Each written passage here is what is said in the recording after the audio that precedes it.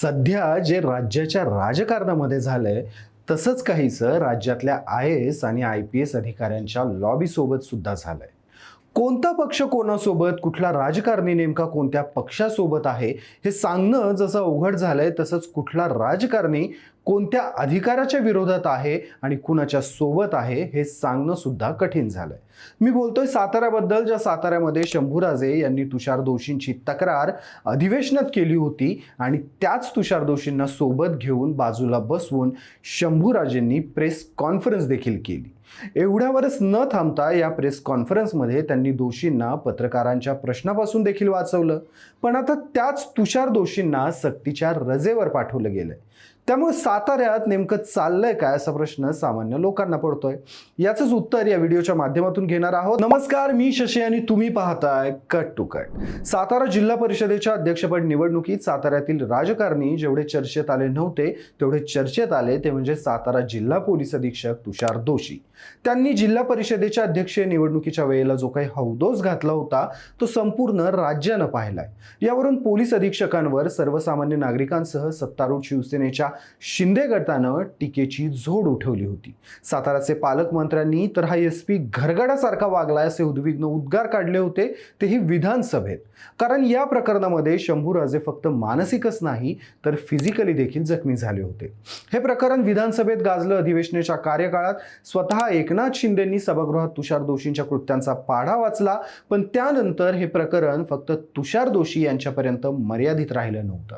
सभागृहात उपसभापती नीलम गोरे यांनी एकनाथ शिंदेंनी व्यथा मांडल्यावर तुषार दोषींचं निलंबन केलं. त्यावर जयकुमार गोरे यांनी आक्षेप घेतल्यानंतर उपसभापती नीलम गोरे यांनी या सभागृहात आजवर आमदार जे म्हणणं मांडतात ते खरंच आहे असं मानलं जातं, तर याच निकषांवर मंत्री जे सांगतायत ते देखील खरंच मानलं पाहिजे अशी तंबी दिलेली.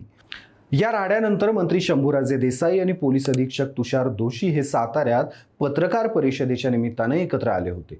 त्यावेळी तुषार दोषींना पत्रकारांनी छेडलं असताना त्यांची अडचण का करता, मी पालकमंत्री आहे म्हणून ते हजर झालेत, जे काही विचारायचंय ते मला खाजगीत विचारा, मी सांगतो असं म्हणत शंभूराजे देसाई यांनी तुषार दोषींना साईडलाईन केलं. यानंतर पत्रकारांमध्ये एकच हशा पिकला. खरंच शंभूराजे यांच्या विधानानं तुषार दोषी यांचा काही दोष नसल्याचं सर्टिफिकेट जरी दिलं असलं तरी यातून शिंदे सेनेला मात्र मोठा धडा मिळाल्याचं म्हणता येईल. शिंदे सेनेनं कितीही आक्रमक पवित्रा घेतला, आपण कितीही बरोबर आहोत हे सिद्ध जरी केलं तरी महायुतीमध्ये मोठा भाऊ भाजपच आहे. गोरेंनी काढलेले निलंबनाचे आदेश थांबवून 2 दिवसांनी स्वतः भाजपनं दोषींना सक्तीच्या रजेवर पाठवलंय.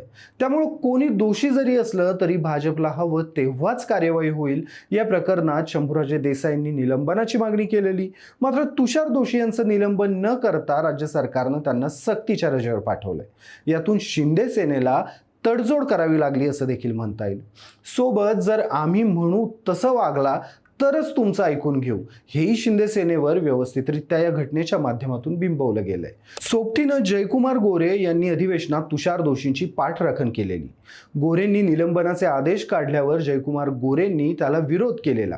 त्यामुळे सुरुवातीला दोषींचं निलंबन थांबवून पुन्हा सक्तीच्या रजेवर पाठवणं हे जयकुमार गोरेंना देखील त्यांच्या मर्यादांची जाणीव करून देणारं आहे असं म्हणता येईल.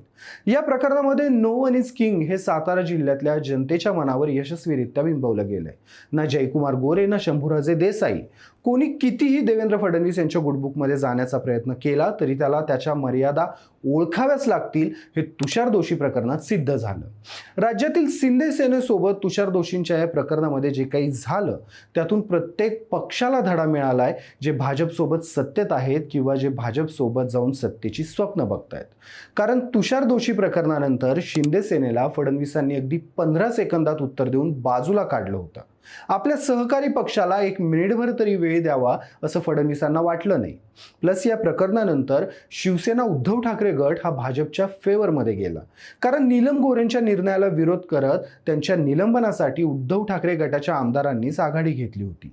त्यानंतर ज्या मोहित कंबोजनं शिंदे सेनेला गुवाहाटीत पोहोचवलं म्हणता येईल, त्याच मोहित कंबोजनं त्याच्या मुलीच्या वाढदिवसाला आदित्य ठाकरेंना बोलवलं, पण या कार्यक्रमामध्ये शिंदे सेनेचं कुणीच दिसलं नाही. राजकारण्यांसोबतच राज्यातल्या बाबूगिरीला देखील साताऱ्यातील हे प्रकरण म्हणजे मोठी चपराक आहे. सुरुवातीला शंभूराजे देसाईंनी तुषार दोषींनी धरपकड केली, तर फडणवीस यांनी अप्रत्यक्षपणे दोषींची पाठराखणच केली होती. पण जसे प्रेस कॉन्फरन्समध्ये शंभूराजे देसाई म्हणाले की दोषींची काही चूक नाही, तसं दोषींना सक्तीच्या रजेवर पाठवलं गेलं. ह्या दोषींसोबतच सर्वच बाबूंना इशारा आहे.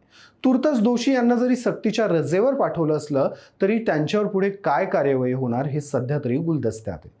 एकंदरीत सातारा जिल्हा परिषद अध्यक्ष निवडणुकीत भाजपनं सत्ता जरी मिळवली असली तरी भाजपची प्रतिमा मात्र मलिन झाली आहे. भाजप सत्तेसाठी कुठल्याही थराला जाऊ शकतो, साम दाम दंडभेद काहीही वापरू शकतो, ही इमेज सर्वसामान्य नागरिकांच्या मनात तयार झाली. त्यात भर पडली ते विधानसभेच्या सभागृहात घडलेल्या घटनेची. त्यामुळे तुषार दोषी यांचं किमान काही दिवस तरी निलंबन अथवा बदली या दोन्हीतला एक पर्याय निवडला जाईल, जेणेकरून राज्यातील जनतेच्या मनात भाजपची तयार झालेली नकारात्मक प्रतिमा काही अंशी सुधारू शकते. तुम्हाला तुषार दोषींच्या सक्तीच्या रजेवर पाठवण्याबाबत काय वाटतं? त्यांचं निलंबन होईल की त्यांची बदली केली जाईल?